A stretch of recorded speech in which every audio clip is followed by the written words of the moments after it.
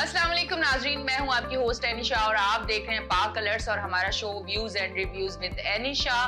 और आज का हमारा जो टॉपिक है वो मेरे हाल से वो खवातीन जो यकीनन अगर इस सिचुएशन से गुजर रही हैं और उन्हें समझ नहीं आ रहा कि क्या करना है, आज का शो उन लोगों के लिए।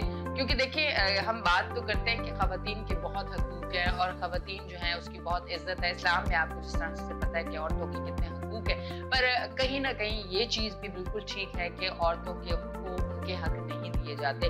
बाज घरों में ऐसा होता है कि खवातीन बहुत सारे मामलात होते हैं जहाँ हम सबसे पहले हमारा जो फोकस होता है वो ये होता है कि हस्बैंड वाइफ के जब एक रिश्ता बनता है और शादी होती है और उसके बाद नाचाकी होती है, लड़ाई झगड़े होते हैं, तो बहुत सारी ऐसी चीजें होती है कि बाज टाइम औरत इतनी परेशान हो जाती है उस लड़ाई झगड़े से। और ये केसेस बहुत सारे हैं मेरे हाल से, ये कोई ढकी छुपी बात नहीं है। आप लोग भी देखते होंगे इस टाइम सोशल मीडिया इतना आम हो चुका है कि हर चीज आपके सामने खुल के आ जाती है। तो उस टाइम अगर खवातीन चाहती भी है कि छुटकारा पालें इस रिश्ते से, तो उस टाइम मामलात और ज्यादा खराब होते हैं। आप छुटकारा भी नहीं पा सकते और उसके बाद अगर जिन औरतों के बच्चे हो जाते हैं तब ये सिचुएशन होती है कि अगर हम हस्बैंड से अलहदगी करते हैं तो फिर हम बच्चे किस तरह से लेंगे, और अगर बच्चे ले लेते हैं तो उसके अखराजात किस तरह से उठाएंगे। ये तमाम तर जो चीजें हैं, या जो औरतें अभी अपने ससुराल में अपने घर में रह के और वो तशद्दुद उन पे हो रहा है और वो चीजें बर्दाश्त कर रही है कि आगे कुछ रास्ता नजर नहीं आ रहा, हम किस तरह से छुटकारा पाए, उन लोगों के लिए भी आज का शो बहुत ज्यादा अहम है। अच्छा, हाई कोर्ट के एडवोकेट हमारे साथ मौजूद हैं सैयद जैन आगा, उनको मैं वेलकम करती हूँ अपने शो पे। अस्सलाम वालेकुम। कैसे हैं जैन आगा? अल्हम्दुलिल्लाह, आप कैसे? मैं बिल्कुल ठीक। अच्छा जैन, सबसे पहले तो स्टार्ट यहाँ से लेते हैं ना कि एक चीज इससे तो मैं कहती हूँ कि अगर हम बहुत अच्छा फेस दिखाएं कि नहीं हमारे यहाँ तो औरतों के साथ ये जुल्म होता ही नहीं, तो मेरे हाल से ये गलत हो जाएगा। आज हम उन औरतों के लिए शो कर रहे हैं कि जिन लोगों तक एक ये मैसेज जाए कि अगर इस तरह की सिचुएशन से आप गुजर रहे हैं तो ये तरीकेकार आप इस्तेमाल करें। ऐसा भी होता है बाज दफा औरतें शादी होके जाती हैं, लड़ाई झगड़ा मार कुटाई, यहाँ तक भी ऐसे भी केसेस आए हैं कि बाज दफा बच्चियों को जला के मार दिया। इस तरह की जब चीजें ऐसी सिचुएशन है उसमें क्या करना चाहिए? बिस्मिल्लाहिर्रहमानिर्रहीम। सबसे पहले तो मैं आपका और आपके चैनल का शुक्रिया अदा करता हूँ कि आज आप लोगों ने गेम टॉपिक लाया है। पाकिस्तान के अंदर जो है हर किस्म के जो है इसमें चिल्ड्रंस के हैं, बच्चों के हैं, औरतों के हैं, इवन के हर चीज़ के हकूक़ के लिए जो है अलग अलग उसमें वो बने हैं। इसके लिए सबसे पहले मियाँ बीवी के जो मामलात होते हैं, जो चीज़ें होती है, इसको इस्लाम के अंदर जो है एक राइट्स दिए गए थे। हस्बैंड को अपने राइट्स हैं और वाइफ के अपने राइट्स हैं। लेकिन अनफॉर्चुनेटली जब इस तरह की इश्यूज बनते हैं, इस तरह के मामलात होते हैं, तो औरतों के पास राइट्स होते हैं। अगर वो अपने राइट्स को अवेल करे, अगर ये अपने राइट्स को अप्लाई करे तो बहुत कुछ कर सकती है। और उनको पता भी होना चाहिए, उनको पता भी होना चाहिए कि आया अगर मेरे साथ इस तरह के कोई इश्यूज चल रहे, कोई मामला चल रहे, तो मुझे कहाँ जाना चाहिए और किस तरीके से जाना चाहिए। फर्स्ट ऑफ ऑल ये है, अगर किसी तरीके से किसी भी औरत के साथ इस तरह की कोई इश्यूज घर के अंदर होते हैं, तो फर्स्ट ऑफ ऑल उनको चाहिए कि वो अगर घर के अंदर कोई मार कुटाई हो रही, कोई लड़ाई, कोई झगड़ा, कोई चीज हो रही, तो सबसे पहले उनको चाहिए कि वो 15 के ऊपर कॉल करें और पुलिस को बुलाएं।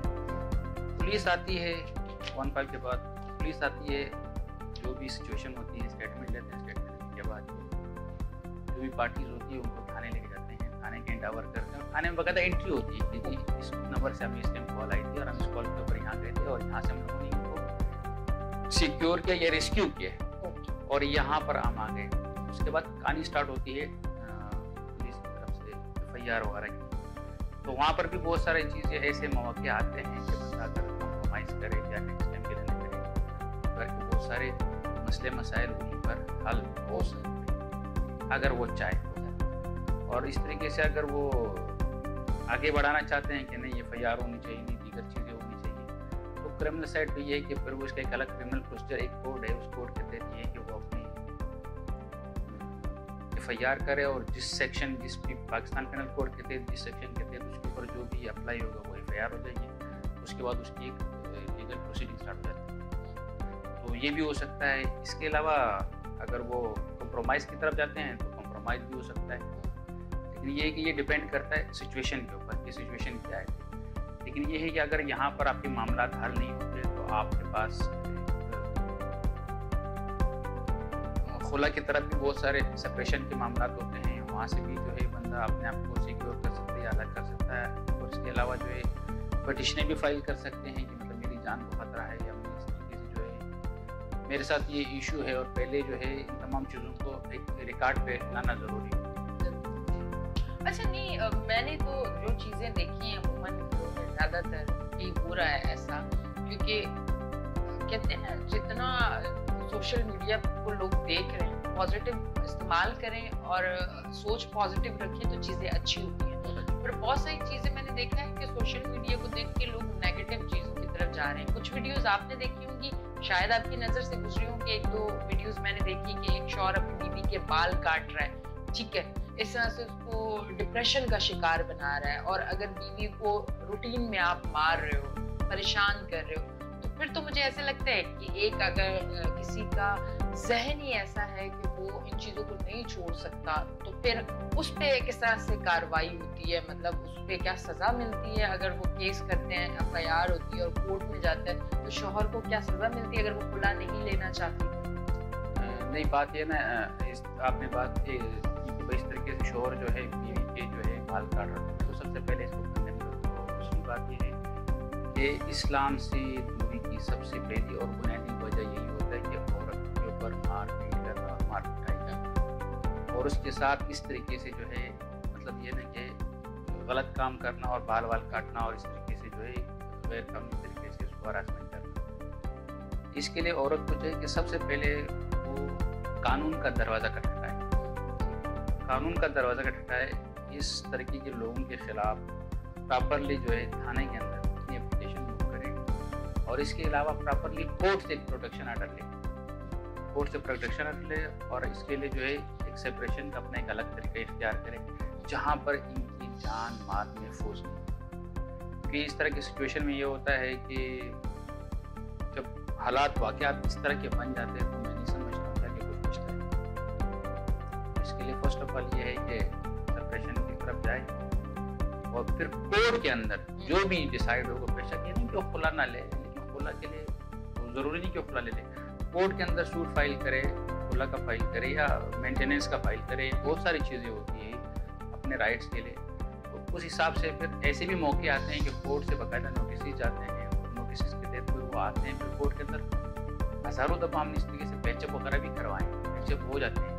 अच्छा नहीं, लास्ट टाइम लेकिन वो एक रिकॉर्ड के ऊपर आ जाता है। हाँ, आप वो एक चीज़ में मुझे भी याद आ गई कि मैं केस में थी कोर्ट में, तो मुझसे पहले जो है वो एक हस्बैंड और वाइफ थे और एक बच्चा था छोटा, तो जज ने यही कहा कि थोड़ी देर के लिए बाहर जाओ, आपस में बात करो, यानी कि एक बार और मौका दिया कि कुछ दिन आप लोग दूर हो, अभी आप आपस में बात करो, हो सकता है कि कुछ मामला बेहतर हो जाए। ये चीज़ मुझे बड़ी अच्छी लगी कि वो जज भी चाहते हैं कि एंड टाइम तक अगर इनके मामले बन सकते हैं तो बन जाए, ये घर ना टूटे। डेफिनेटली जजेस जो है हमारे अल्हम्दुलिल्लाह वो इसी चीज़ के लिए बैठे हुए हैं कि वो वहाँ पर बैठे, वो अपनी ड्यूटी को एक्सरसाइज करे और वो जस्टिस करे। हाँ।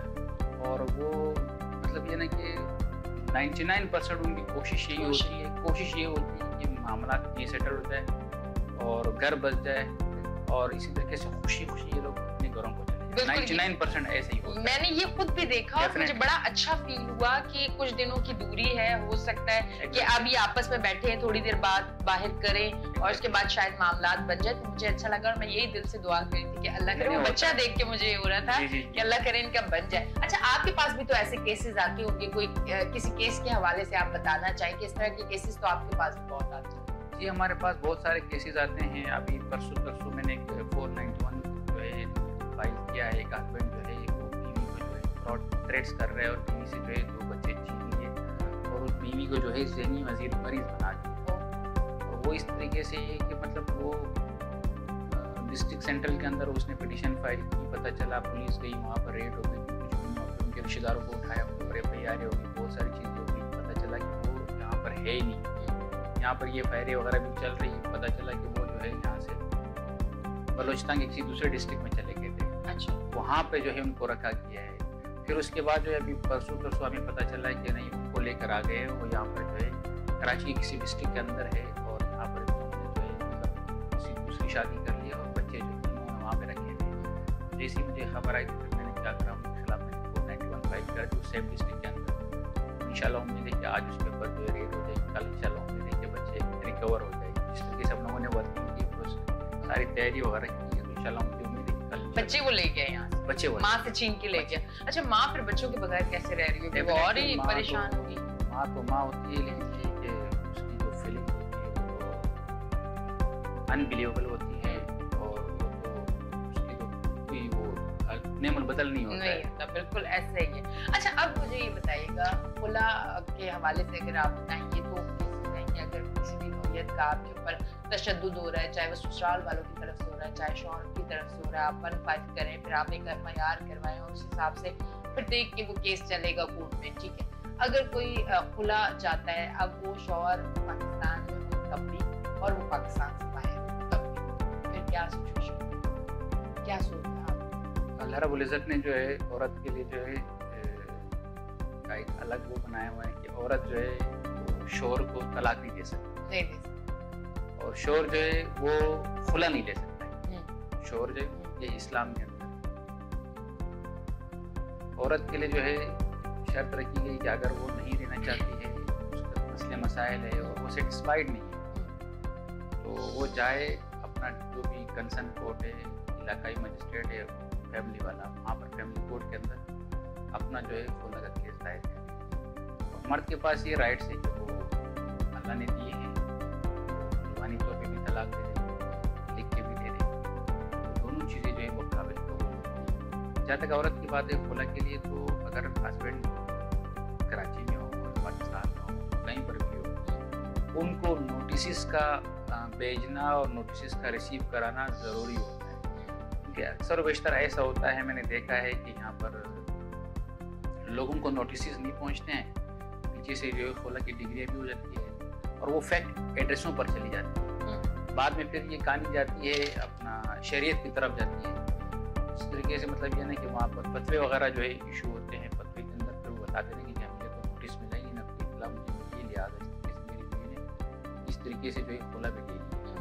तो वो मैंने फिर कुछ फतवे वगैरह भी पढ़े हैं, वो गैर कानूनी होता है इस तरीके का। शोहर को नोटिस भेजना, भिजवाना, नोटिस का मतलब होता है इतला देना, वहां तक इतला पहुंचाना, यानी कि नोटिस पहुंचाना वो लाजमी होता है। और वो कितने नोटिस? 3 नोटिस होते हैं। उसके बाद अगर एक केस वो नहीं भी आता है, अगर एक केस वो कोर्ट फिर भी जो है कोर्ट के पास बहुत सारे हैं। पहले तो ये होता था कि पहले हम यहाँ से नोटिस भेजते थे, थ्रू डाकखाना भेजते थे और थ्रू जो है TCS भेजते थे।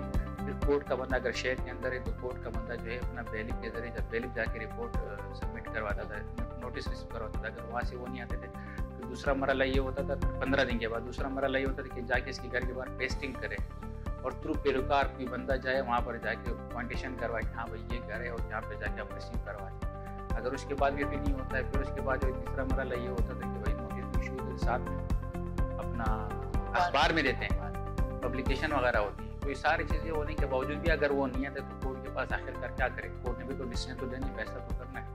तो जाहिर सी बात है फिर वो एक तरफा चला जाता है। अगर आपको इतला मिल जाती है, आप नहीं आते हो, तो इसका मतलब है फिर आप गिल्टी हो। आप चाहते नहीं हो कि मैं कोर्ट को फेस करूँ, आप चाहते नहीं हो कि मैं इस मसले का कोई हल निकालूँ। कोर्ट के अंदर भी ये है कि अगर आपके खिलाफ कोई खुला का केस फाइल हुआ, कोई चीज़ें फाइल हुई, तो आप आए कोर्ट के अंदर, कोर्ट आपको मौका देती है। और एक ऐसा भी मौका आता है कि कोर्ट के अंदर जो इसको कहते हैं फ्री ट्रायल। अच्छा। फ्री ट्रायल के अंदर ये होता है कि हस्बैंड और वाइफ दोनों को अकेले बिठाया जाता है जज के रूम में, वहाँ बैठ के आधा घंटा, 2 घंटे सेटलमेंट हो जाता है। बहुत सारे केसेस में ऐसे होते हैं कि खुला के लिए आ रहे होते हैं और यहाँ से वापस घर चले जाते हैं।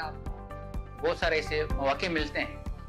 ये जो 2-3 महीने का, 4 महीने का प्रोसेस होता है, मेरे केसेस में तो तकरीबन 99% में ऐसा ही हुआ है। क्योंकि मैं ये चीज़, इस तरह की चीज़ें जो होती है ना, मैं पार्टी के ऊपर छोड़ता हूँ। मैं पार्टी को बार बार समझाने की कोशिश करता हूँ कि भाई आप सोचिए, आप सोचिए, आप सोचिए। बहुत सारे केसेस ऐसे होते हैं ना कि वो बच्चों की वजह से ना कॉम्प्रोमाइज करते हैं, बच्चों की वजह से कॉम्प्रोमाइज करते हैं। बच्चों की वजह से करना भी चाहिए।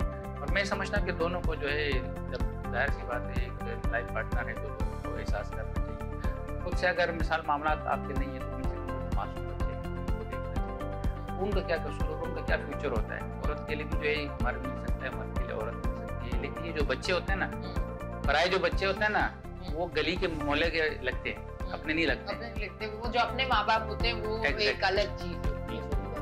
नहीं नहीं, बिल्कुल ये सही कहा। इस पे थोड़ा और डिटेल में बात करेंगे, पर अब हम लेंगे एक ब्रेक।